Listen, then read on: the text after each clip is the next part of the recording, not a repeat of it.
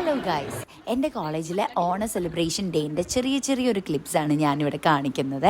നമ്മുടെ കോളേജിൽ ഇപ്രാവശ്യം നേരത്തെയായിരുന്നു ഓണ സെലിബ്രേഷൻ ഉണ്ടായിരുന്നത്. കാരണം എന്ന് വെച്ച് കഴിഞ്ഞാൽ ചെറിയ വാലുവേഷൻ ക്യാമ്പൊക്കെ വരുന്നതുകൊണ്ടാണ് കേട്ടോ. നമസ്തേ. Hi guys. ഇങ്ങനെ ഉടുത്തൊരുങ്ങി വന്നിട്ട് ചേച്ചി എന്നുള്ള വിളി കേട്ടപ്പോൾ ചെറുതായിട്ടൊന്ന് തകർന്നു പോയി. എന്നാലും നമ്മൾ സാരിയൊക്കെ എടുത്തു കഴിഞ്ഞാൽ നമുക്ക് ഭയങ്കര ഒരു കോൺഫിഡൻസ് കുറവായിരിക്കും.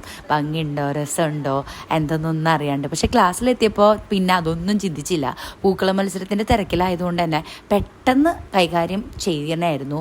എല്ലാവരും ഭയങ്കര തിരക്കിലായിരുന്നു. കാരണം കോമ്പറ്റീഷനാണ് പൂക്കള മത്സരം. അപ്പോൾ അതുകൊണ്ട് തന്നെ എല്ലാവരും ഒത്തുപിടിച്ച് നമ്മുടെ പൂക്കളം ഒക്കെ സെറ്റ് ചെയ്തു. നമ്മുടെ ക്ലാസ്സിൽ യൂണിറ്ററി LLB ആയതുകൊണ്ട് തന്നെ പല ഏജ് ഗ്രൂപ്പ് ഓഫ് ആൾക്കാരാണ് ഉള്ളത്. അതുകൊണ്ട് തന്നെ ഒരു പ്രത്യേക രസമാണ്.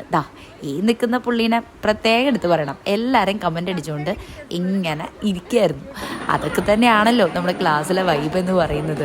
അങ്ങനെ നമ്മൾ പൂക്കളമൊക്കെ സെറ്റ് ചെയ്ത് നമ്മൾ ഫ്രണ്ട്സ് എല്ലാവരും കൂടി ചേർന്ന് ചെറിയൊരു മെഹന്തിയൊക്കെ കയ്യിലിട്ടിട്ട് ഒരു ട്രഡീഷണൽ എസ്തെറ്റിക് വൈബ് അങ്ങ് പിടിക്കാമെന്ന് ഓർത്തു.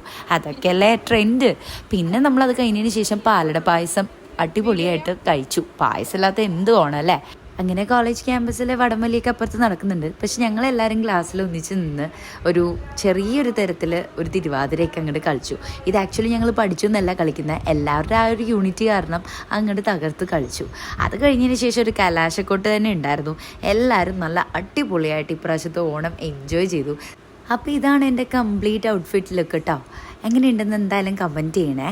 ഞാൻ ആദ്യമായിട്ടാണ് ഇങ്ങനൊരു ഔട്ട്ലുക്ക് ചെയ്യുന്നത്.